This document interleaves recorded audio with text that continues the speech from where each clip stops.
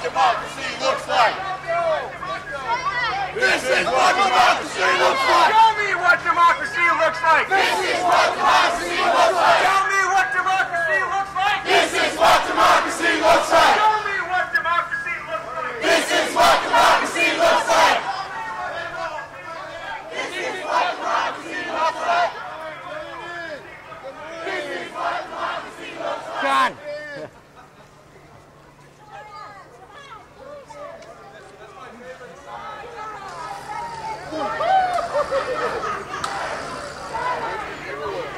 First time I discovered this. Never be defeated. The people united will never be defeated. The people united will never be defeated. The people united will never be defeated. The people united will never be defeated. The people united will never be defeated. The people united will never be defeated. Never be defeated. United will never be defeated.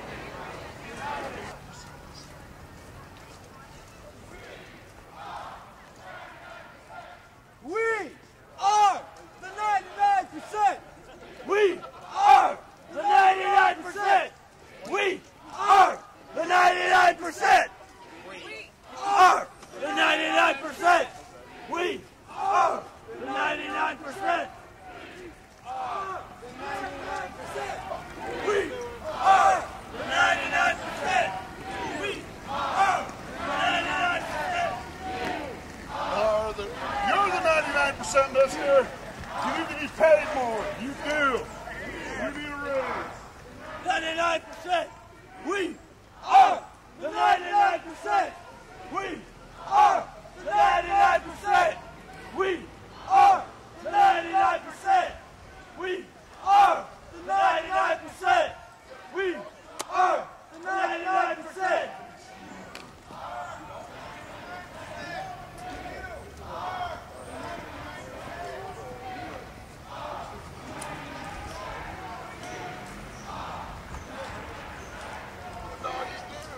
Doug, I want to make a run back to see who's on the camp.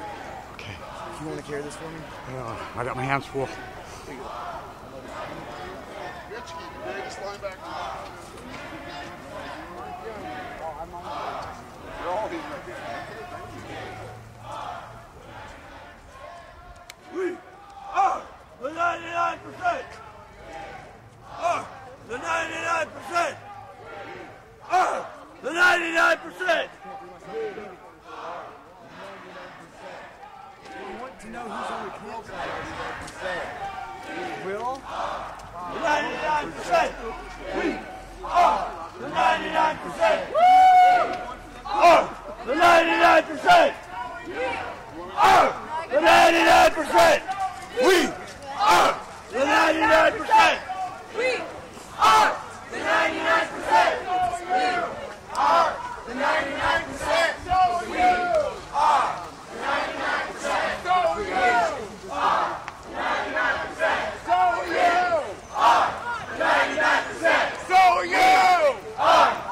99%. So you are the 99%. So you are the 99%. So you are the 99%. So we are the 99%. We are the 99%. We are the 99%. So are you. Are the 99%. So are you. Are the 99%. So are you. Are the 99%. So are you. Are the 99%. So are you. Are the 99%. So are you. Are the 99%. So are you. Are the 99%. We are the 99%. We are the 99%. We are the 99%. We are the 99%. We are the 99%. We are the 99%. We are the 99%. We are the 99%. We are the 99%. So are you. We are the 99%.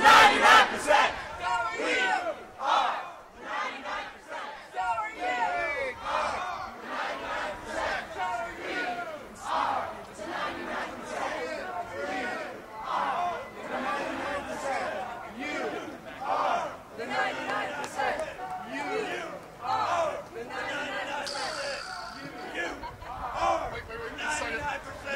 That's my turn. Ah, yeah.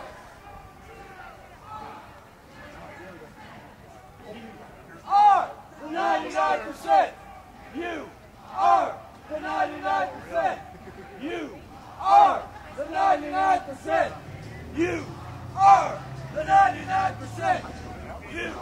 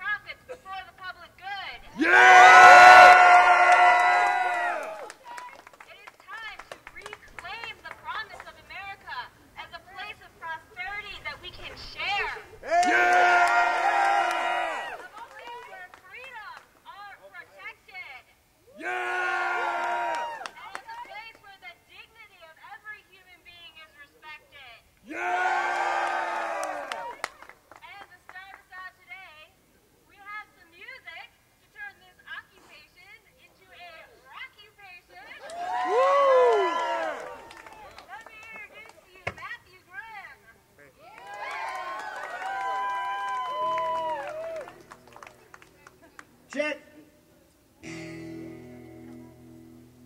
as I went riding that ribbon highway, I saw above me that endless skyway.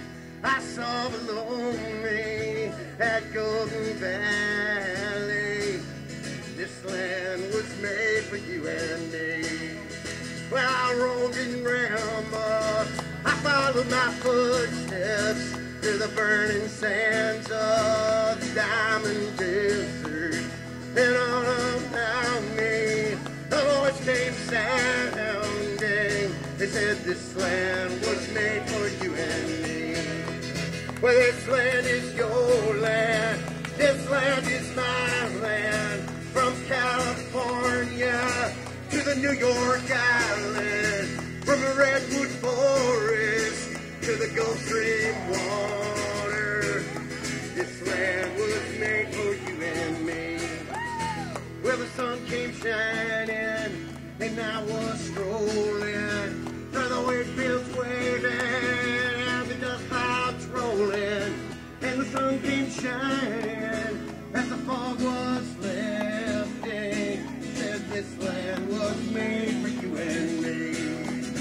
This land is your land, this land is my land.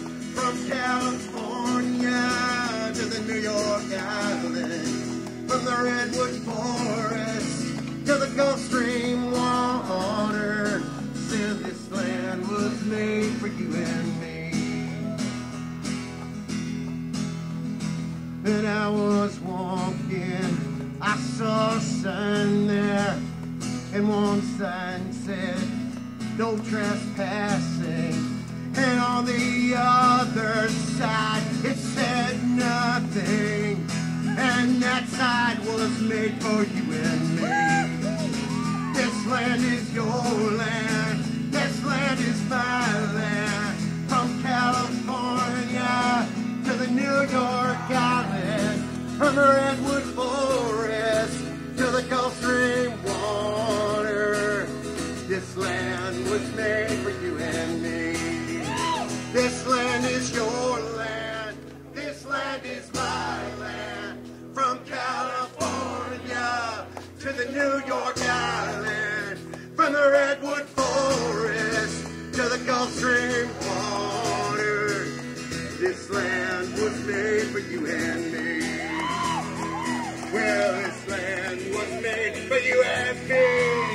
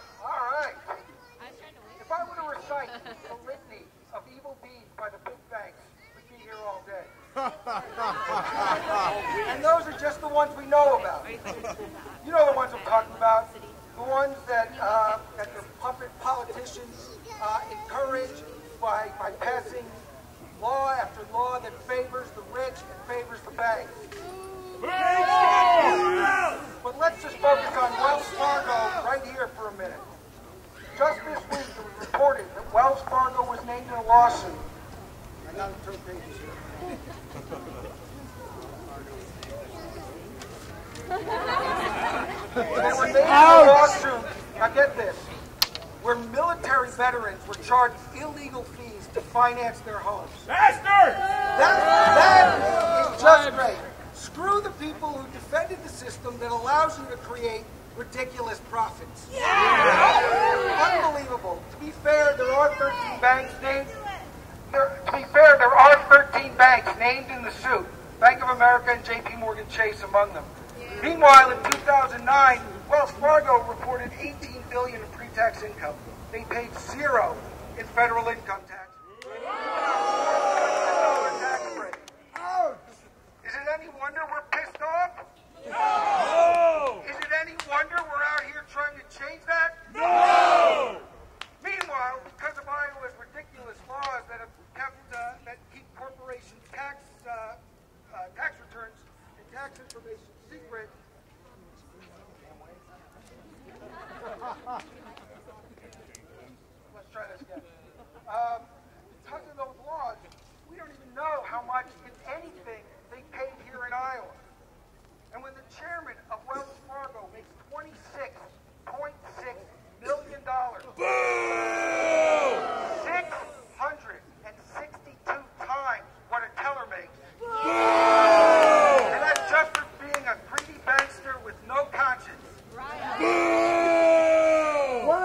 would it do?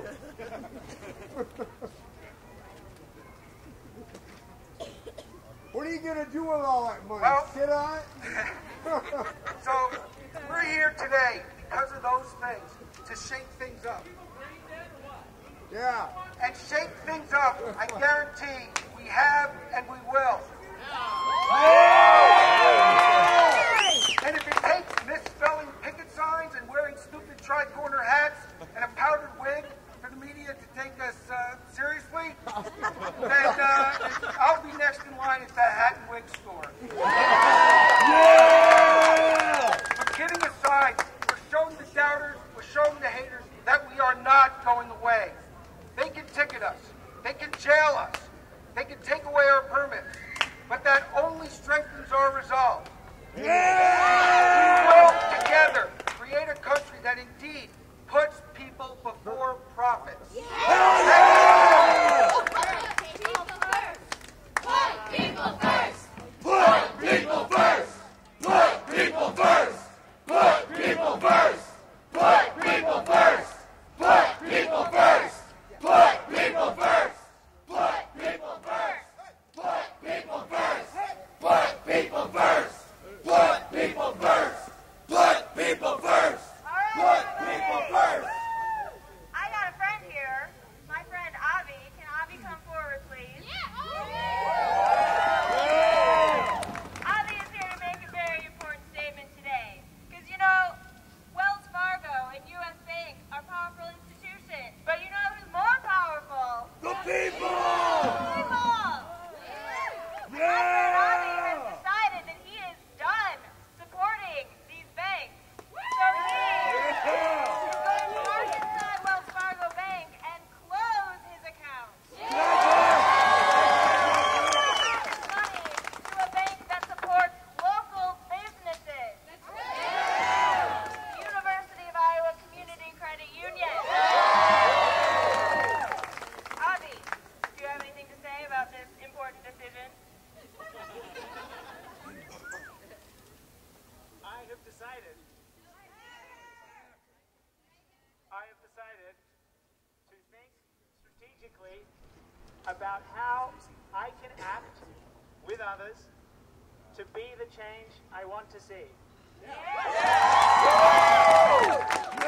right, let's take Avi to the bank with the right message.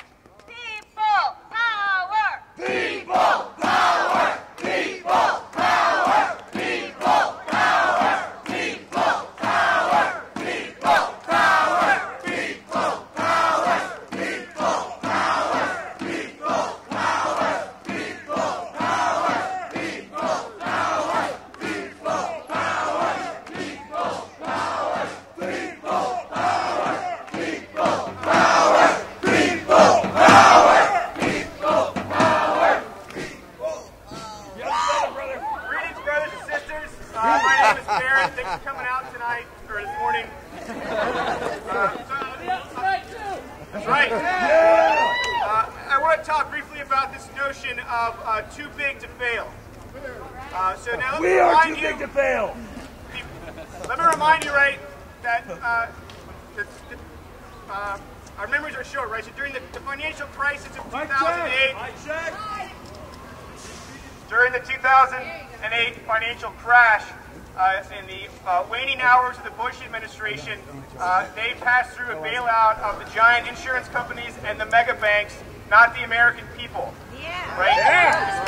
Despite its many, many flaws, the Obama stimulus plan has at least attempted to put the folks to work and money in the pockets of working people. But we know even that's not enough.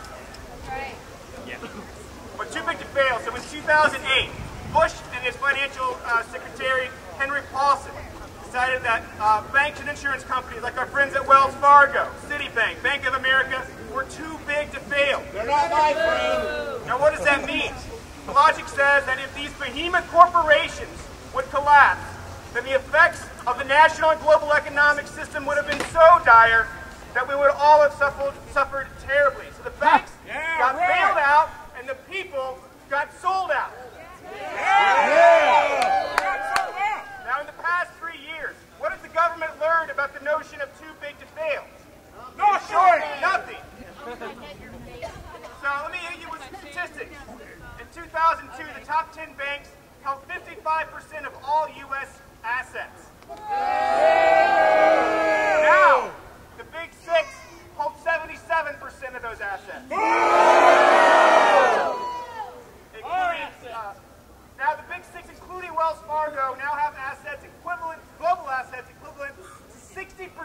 of the U.S. gross domestic product.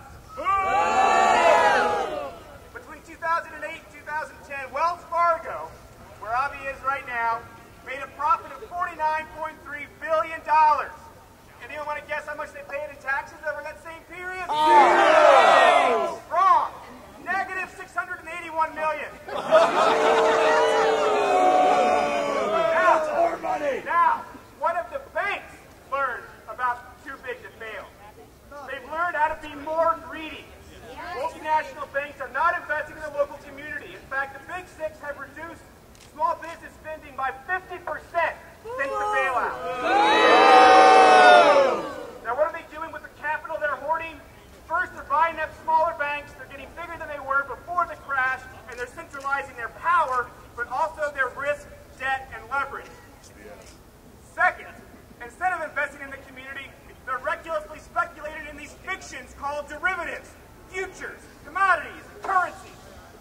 In other words, the banks are back to business as usual, using global financial markets like a roulette wheel. And if they get lucky and win, sure, they'll make a big profit. But if they lose, which they almost certainly will, they'll go belly up and come back looking for another bailout. No casino capitalism! Because the real tragedy of too big to fail is that the banks have nothing to lose when they're guaranteed by our government. The banks have nothing to lose when the gamble the banks take has been insured by our government. Right? They have no incentive to be responsible. Right? So we need to reject the logic, and we must reject the logic of too big to fail. No corporation must be allowed to get so big that the government will unquestionably ensure its success. If a corporation is too big to fail, that corporation is too big to exist.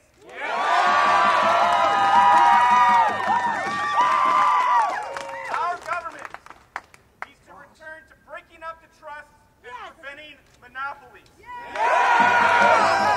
if our government is to be of, by, and for the people, then it must be we the people, saying that the capital, the voice, and the power must reside with us, not with the banks, not with the corporations. Power to the people. Power to the people! We the people, too big to fail! We the people, too big to fail! We the people, too big to fail! We the people, too big to fail! We the people, too big to fail! We the people, too big to fail! We the people, too big to fail! We the people, too big to fail! We the people, too big to fail! I'm Tom Simmons. I'm an associate professor of English here at the University of Iowa. It's great to see you. Yeah, I have a story that might interest you. In 2006, the height of the real estate tsunami, I moved from Grinnell, Iowa, to the least expensive house that was available in Iowa City, which cost twice what my house in Grinnell cost. And for that reason, no local lender would offer me a mortgage, and I had to go through these privately held mortgage companies. In 2008, when I was unable to make a monthly payment on the house, I was also unable to sell it because it had been financed 33% above market value by companies, and so I wound up in foreclosure, which I actually thought, well, that's the way it goes. And I'd actually even decided to move back to Grinnell when I got a letter from the corporate legal firm in Des Moines that the Texas firm that held the mortgage had hired for my case. Speak up! That I would be liable for thousands of dollars for the cost of foreclosure. What? So at that point, I decided to fight back. Yeah! In the Iowa District Court up in Fort Johnson County, right over there, I filed to stay against foreclosure. I did this alone. I did not have an attorney because I could not afford one. From the University of Iowa Law Library, I checked out books on contracts, civil procedure, and constitutional law. I followed American law as best as I could read it quickly, and I made my case.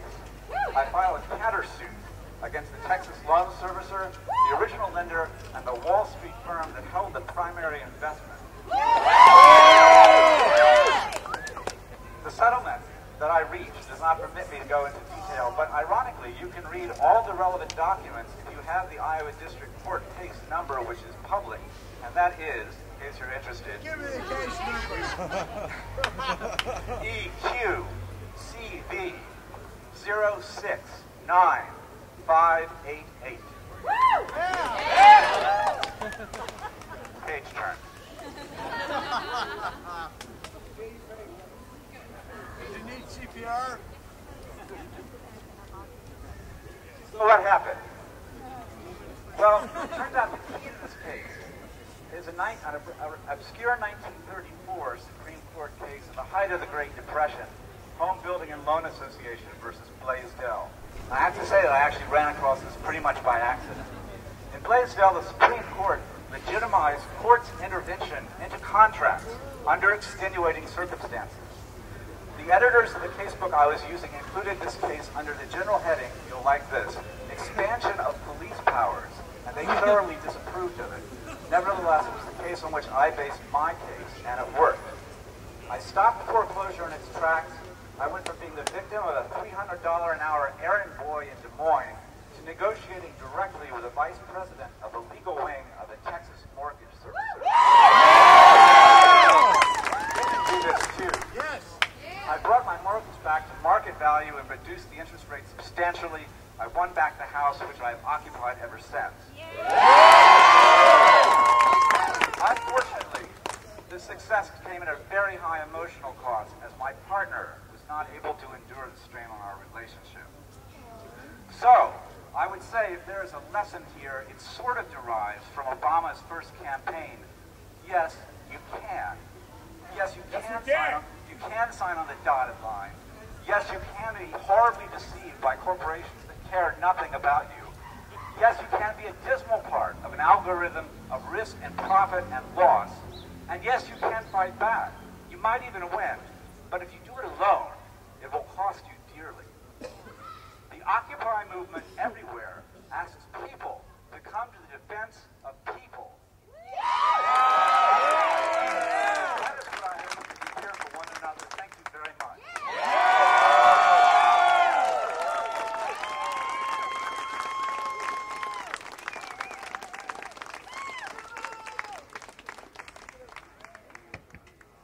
Can we get everybody to pull in a little closer, a little tighter here up to the front? We're the first ones to starve. The first ones to die. The first ones in line for that pie in the sky. And we're always the last when the cream is shared out, because the worker is working when the fat cat's about. Pick those up and please sing those along with me. It sounds so much better when you guys sing. Come all you workers who toil night and day, by hand and by brain, to earn your pay for centuries long past, but no more than your bread, have bled for your countries and counted your dead. From the factories and fields to the shipyards and mines, we've often been told to keep up with the times, but our skills are not needed. They streamline the job, and with slide rule and stopwatch our pride they have robbed. We're the first ones to starve, we're the first ones to die, we're the first ones in line for that pie in the sky, but we're always in last when the cream is shared out, when the worker is working, when the fat cat's about, and when the sky darkens and the prospect is war, who's given the gun and who's pushed to the floor and expected to die for the land of our birth, though we never own one lousy handful of earth. We're the first ones to start, we're the first ones to die, we're the first ones in line for that pie in the sky, but we're always the last when the cream is shared out, for the worker is working when the fat cats are about.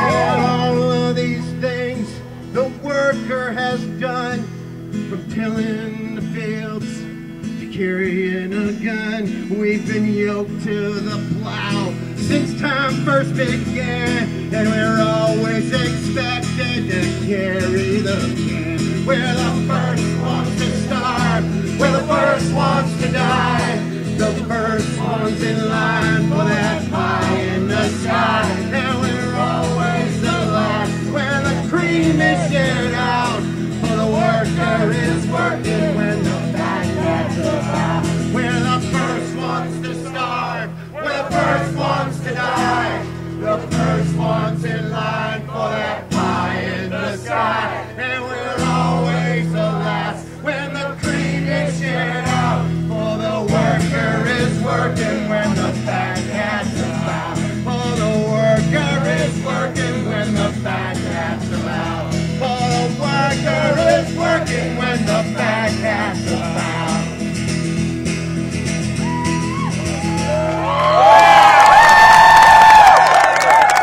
99 to 1. You gotta like those odds.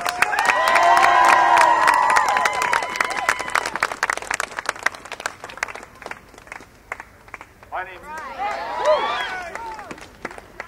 is America. We shouldn't have 50 million people who can't see a doctor when they're sick.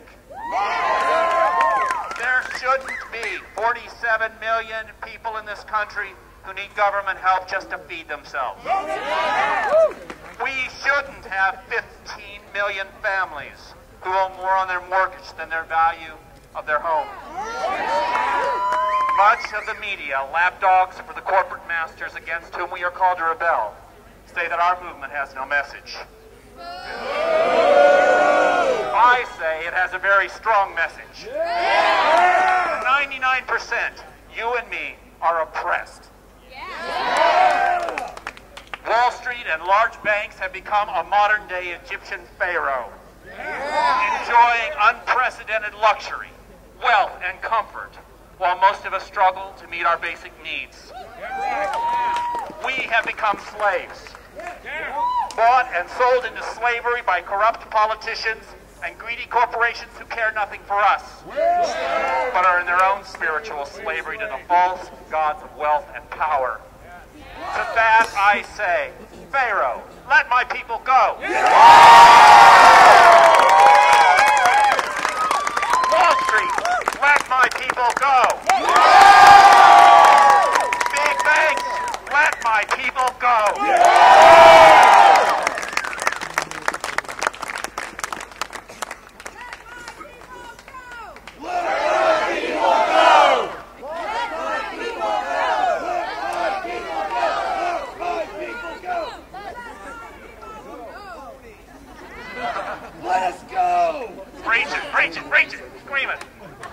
I am only one voice, but I choose to raise that voice in protest and in hope. I stand in solidarity with you and call you to join me in raising our voices until we reach the promised land. Together, let us build the real American dream. A land where all people enjoy the goodness of this earth and we truly live in peace, with justice, equality, and prosperity for all. Let us never, ever settle for less.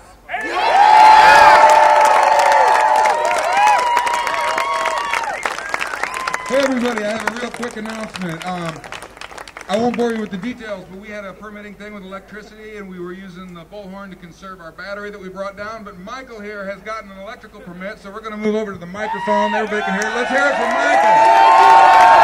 And what we're asking is, because of the nature of the permit, could everybody please stay out of this area around here, around the cords?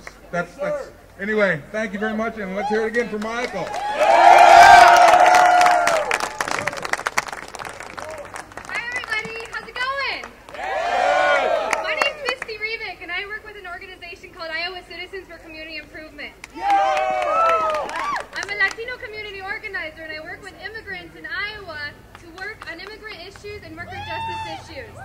I'm here today to talk about Wells Fargo's investment in the separation and imprisonment of families. I'd like to start today with asking, have any of you heard about what's happening in Alabama to our immigrant brothers and sisters? A new law has been passed that prevents undocumented immigrants access to water and utility bills. It prevents them from entering into any sort of lease, and worse, it requires that children have proof of their documentation status to go to elementary school. These kind of laws exist for many reasons, but more importantly, they get passed for one very specific reason, and that's money. Yes. There are two main for-profit prisons that run in this country, GEO Group and CCA, which is Corrections Corporations of America. Both of these are for-profit multinational corporations that are paid billions of taxpayer money to incarcerate immigrants. The federal government pays for-profit prison companies over $5.5 million a day, 365 days a year out of our tax dollars to detain immigrants. These profits go to private prison investors like Wells Fargo. So how much does Wells Fargo invest in the business of detaining hardworking families and leaving children without families or parents? Wells Fargo currently owns 79 million in GEO shares in Wall Street, and it's the fourth largest investor in the CCA Corporation. Not only does Wells Fargo invest in these corporations, Wells Fargo actively pays lobbyists who help to pass legislation that directly influences the profits for these corporations and itself. Some of these pieces of legislation I'm sure you all know, like CCA's anti-immigrant law in Arizona, and several of those copycat laws have passed now in Georgia and Alabama. Wells Fargo's hands are dirty from assisting in the passage of anti-immigrant draconian laws that are contributing to the direct violation of human rights that we have been working for since the civil rights movement. Dirty! These bills foster xenophobia and increase human rights violations across our country at the expense of $1 million in revenue for these corporations and big banks like Wells Fargo. Wells Fargo also has a very aggressive advertising campaign targeted to undocumented immigrants. So while Wells Fargo is making false friendships with our Latino neighbors, they're in the business of detaining and deporting them at record rates while those immigrants' money is sitting in their bank account. We want banks that stand behind everyday people and not their corporate interests. I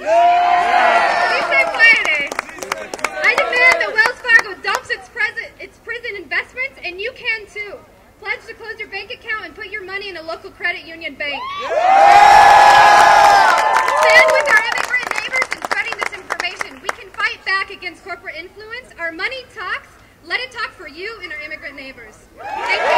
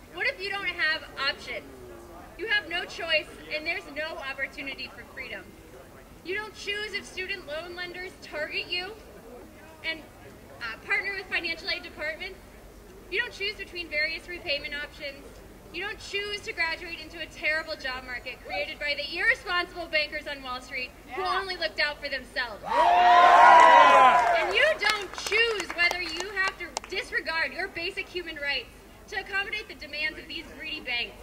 You work as hard as you can at achieving the dream, but you still don't have a choice.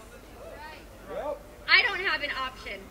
When I was 18, I foolishly signed the first of 4 annual private student loan banks from Citibank. I won a minimal scholarship from Arizona State University and went to their site looking for more information. I didn't realize that there was an alliance between ASU's financial aid department and Citibank, so I clicked on the first recommended link I found and signed my life away on the American dream. What I was led to believe was my golden ticket to prosperity. I didn't see my options. I graduated 2 years ago.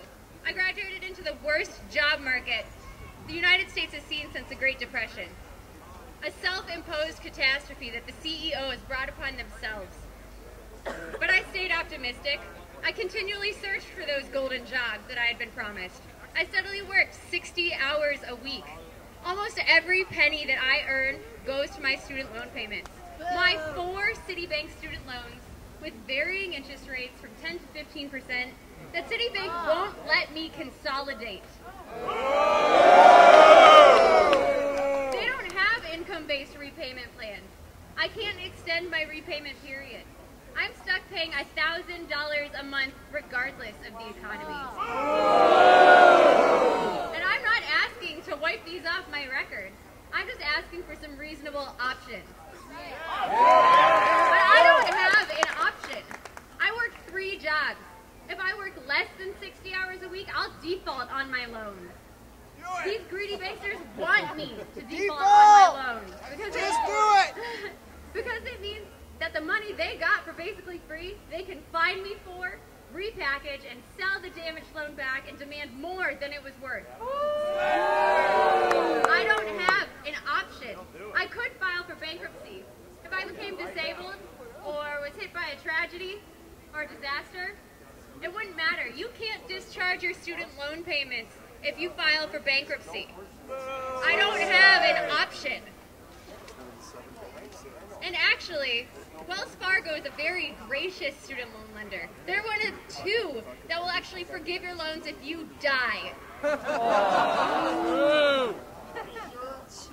Yes.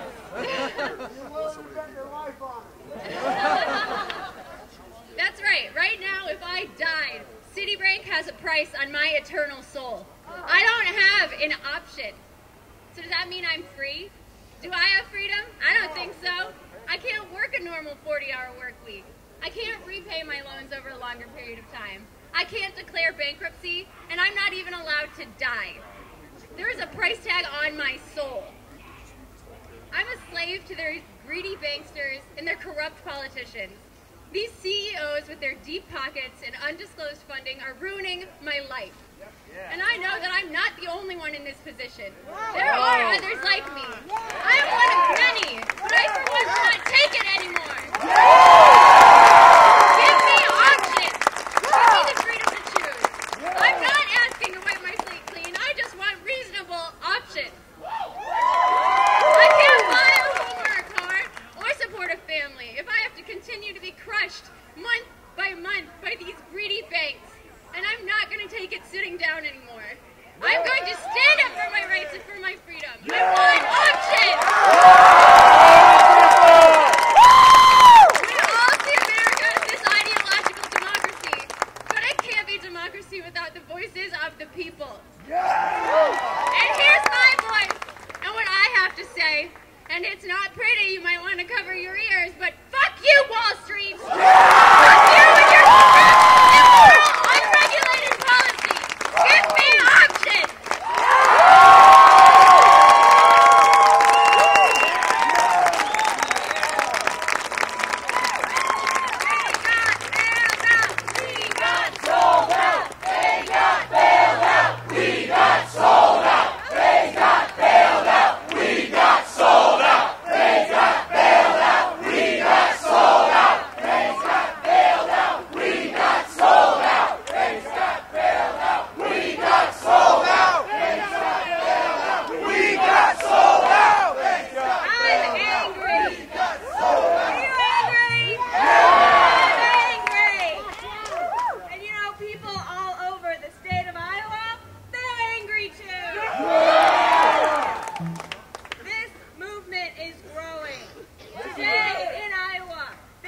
people just like you and me speaking out to banks and corporations in Des Moines, in Mason City, Cedar Falls, Dubuque, Ames, Cedar Rapids, the Quad Cities, Fairfield, Waterloo. Those are only the ones I know about. I bet there's more.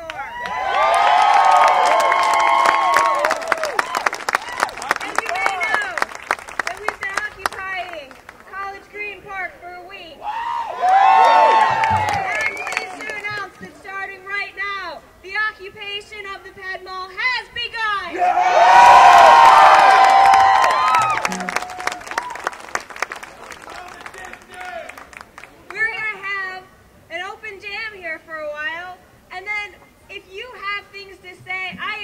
You to stay right here, claim this space, and speak back against the 1%. And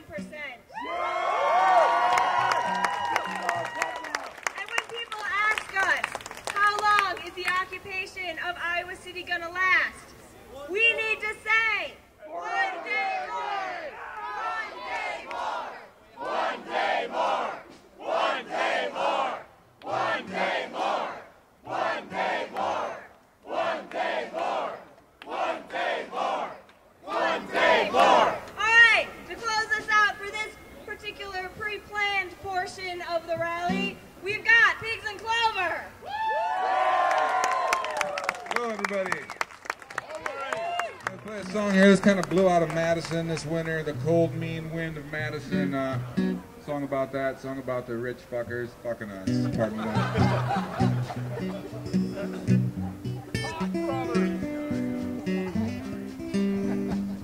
This is the Koch brothers, man. Fuck the Koch brothers.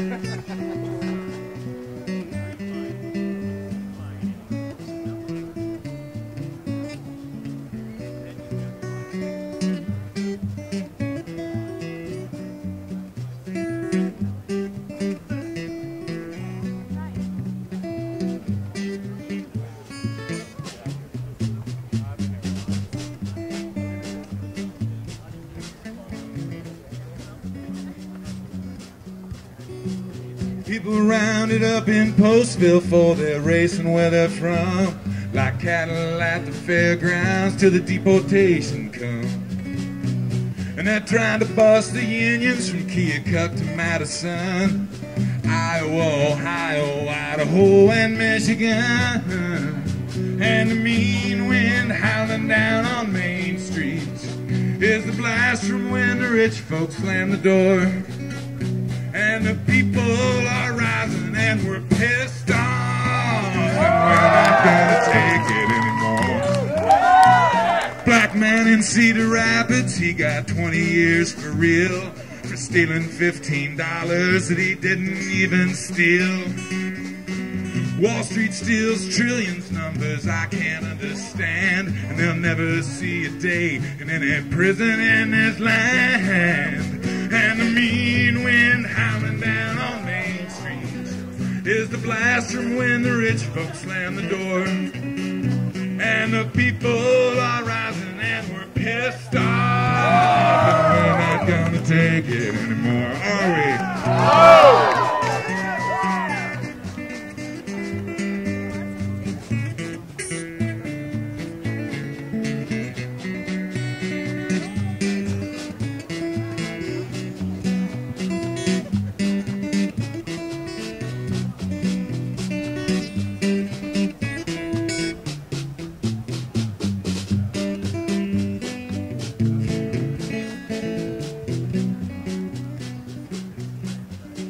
They steal health care from sick people, they steal housing from the poor, they steal pensions from the old folks, and they spend it on their war.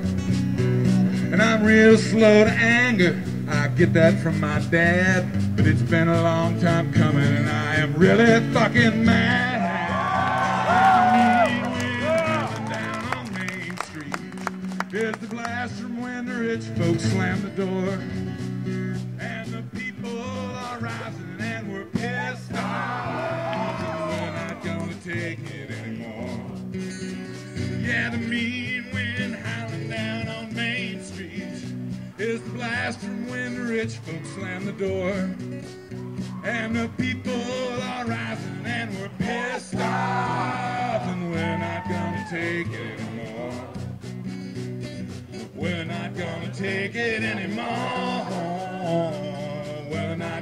take it anymore. Yeah, thank you, everybody. Okay, we got somebody. We're going to switch over. Michael McCrew here. Once again, let's thank Michael for the electricity. Way to go. Solidarity. Got it covered. Going to set up here. Going to have anybody come up, do some playing, do some singing. And in the meantime, can the brother from Veterans of Peace come up and maybe talk about Veterans of Peace while they get transitioned over to Michael's stuff here? And let's hear it for everybody. We're going to take this back. This is not the first time. We're all going to be back here someplace soon. See y'all then. Bill, bring people. We're going to get it. I'm a member of Veterans for Peace, and right now we're a growing group. There's about 30 of us in the area. We meet once a month and we get involved in basically the same kind of things that you're involved in.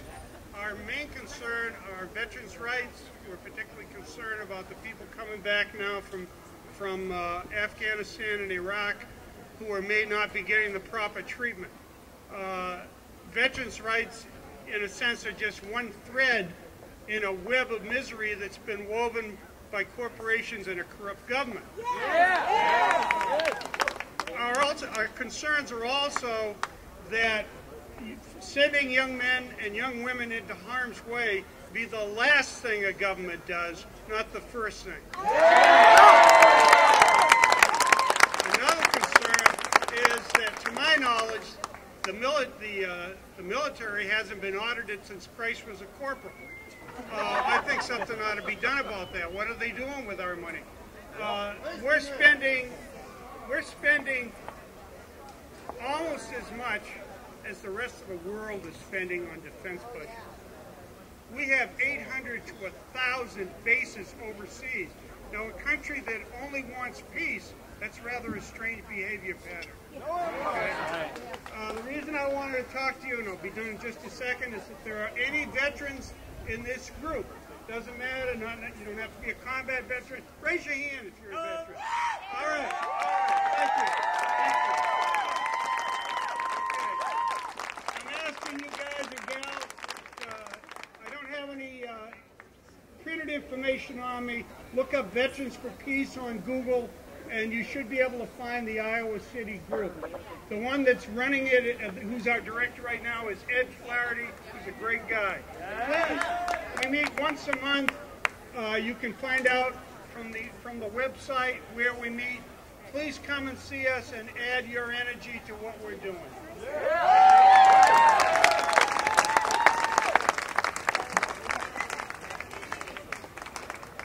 Have you heard about tar sands? Yeah, it's a big issue.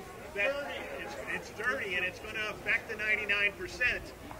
The particular thing that's powerful about this issue is there's one person that can make a decision to stop what's happening. The thing that we want to talk with you about is the permitting process. There is going to be a planned 2,000-mile pipeline from Alberta, Canada to Houston, Texas. And it's going to bring dirty tar sands across the United States to refineries in Texas where it can be refined and exported duty-free, pay no taxes. We're fortunate to have this pipeline dependent upon the signature of one person, and that person is our president.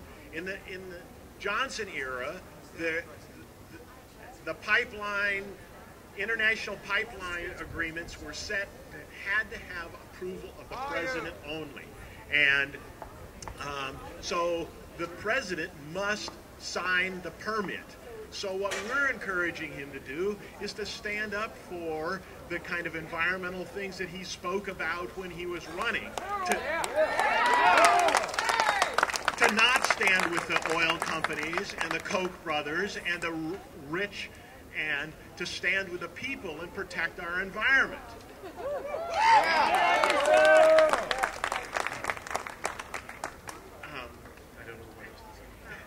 I want to say that was Del Holland. I'm Barbara Schlachter, and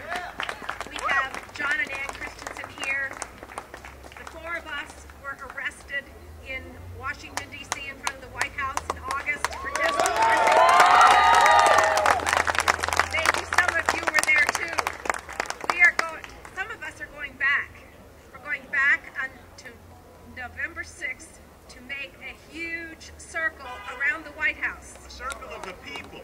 Thousands of people all over this country standing there hand in hand, reminding our president that he promised that he would save our environment, not sell it out to the big corporate greedy people that want to make money at people's expense. You've heard that they want jobs. There will be very few jobs out of this, unfortunately.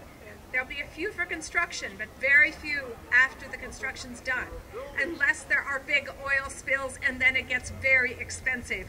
Not only are people paid to clean up, but the environment pays by its own soul for its destruction, and we do not want that. We do not want any more of this beautiful earth destroyed. So we hope that you will write to the President, write to the Secretary of State, and tell the President not to go along with this treaty. The worst part about it, perhaps, is that the hearings that have been held in those 6 states were organized by TransCanada, not the Canadian government, TransCanada, the greedy people who are going to get the money from this. What kind of objectivity is that? It isn't any. This is all wrong from the beginning. I'm wondering, would some of you like to go? Would you take a bus? Would you go all night on a bus to get to Washington? Okay. Then I will see what we can do about getting a bus. We need 45 or 50 people for the movement to pay for it. And you'd be 2 nights on a bus, which is not great, but you'd be able to be there and stand in the first time that people have ever stood in a circle around the White House, hand in hand. This is Occupy Washington big time.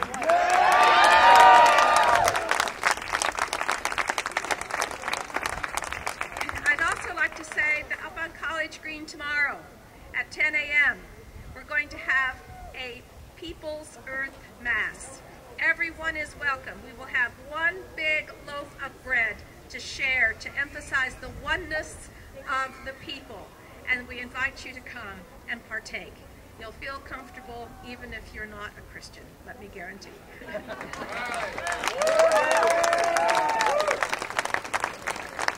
I'd just like to add something about the hearings that have been held around the country. Ann and I went to the one in Lincoln, Nebraska.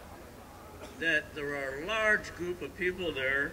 There's a picture of them wearing orange shirts, and they were bussed in from Illinois, Iowa, Oklahoma, with the sole purpose of supporting this pipeline.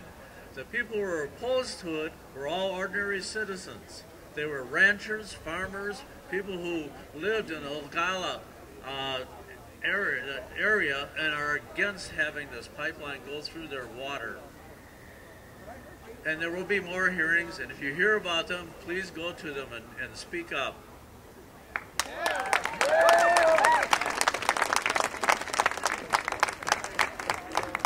One more thing that you might not know, the tar sands, where they're mining the tar sands, is on First Nations land in Canada. Those people are getting so sick. It's disgusting. We shouldn't worry about just us. We need to worry about them as well.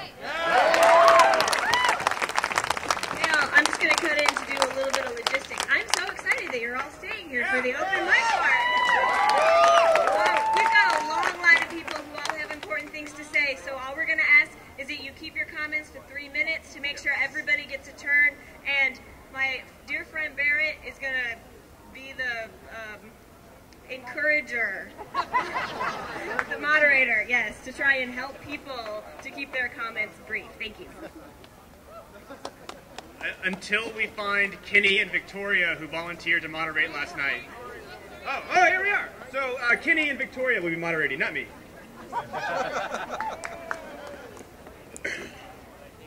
Hi, my name's Paul Laporte. I'm a pipe fitter.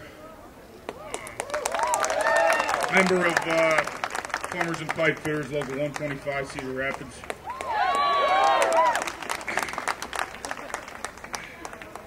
kind of an ironic act to follow for me, but I'll be the first to admit I'm not part of the problem. I build and maintain coal plants and nuclear power plants. Many of my brother and sister fitters and pipeliners may have no choice but to go work on that pipeline if it goes through. But the important thing is we're all out here, we're all communicating, we're keeping the lines of communication open. I think that's what I see this is all about. We're out here, we're finally, we get it now. We are not so different, any of us. We're not afraid to talk to each other anymore. We're not afraid to talk to each other anymore. Any division along lines of race, religion, politics, you know, it all plays into those Wall Street's hands, and we can't afford to do it anymore.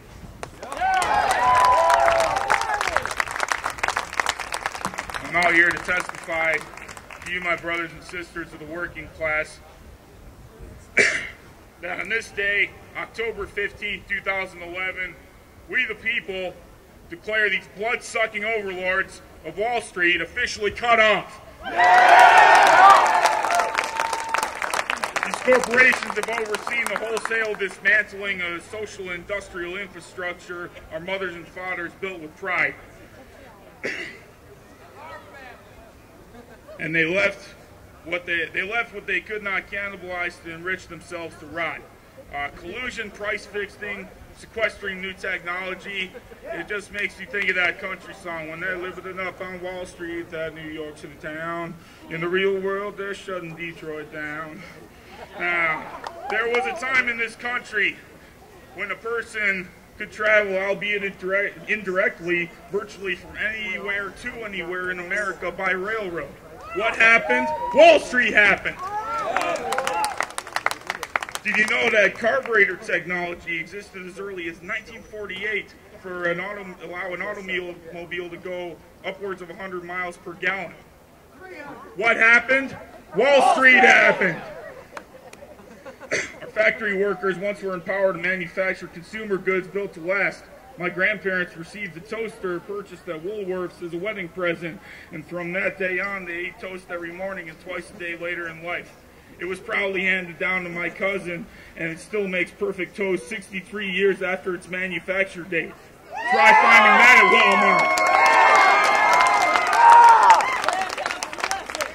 Walmart. Wall Street has long ago realized that there is no profit in durable consumer goods. Later, these real-life ghouls employed the same approach to medicine, focusing on lucrative treatments and mothballing the pursuit of unprofitable cures. All these Wall Street ghouls have the gall to start this malarkey about rationed health care overseen by government death panels. You know, that's fiction. I'm going to tell you the truth of what we have right now. A single death panel answerable to voters would be a godsend compared to the hundreds of private death panels the health insurance company have to answer only to shareholders.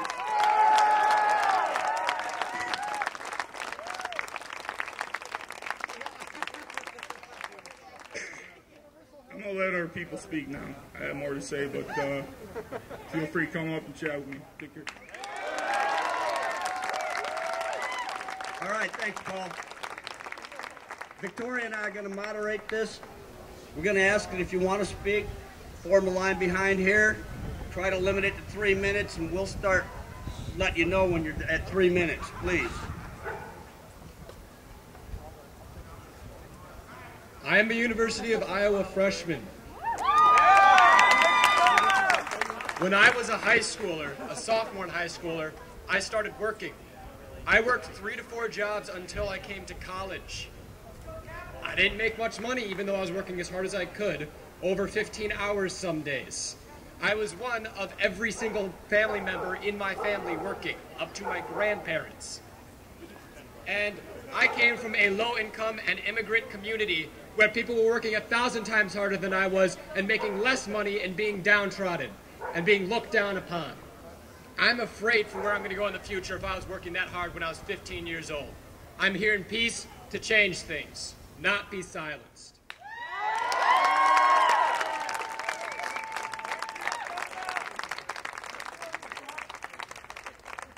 Forgive me if this has already been said, but since there are so many of us amongst the 99% that are struggling to make the ends meet, I wanted to make sure that everybody was aware of the Crisis Center of Johnson County.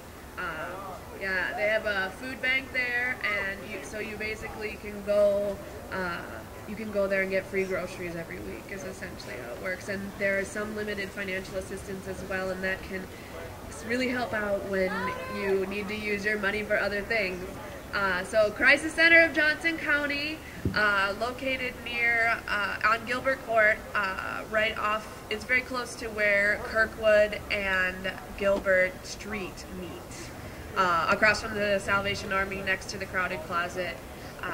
Again, Crisis Center Food Bank, 351-0140.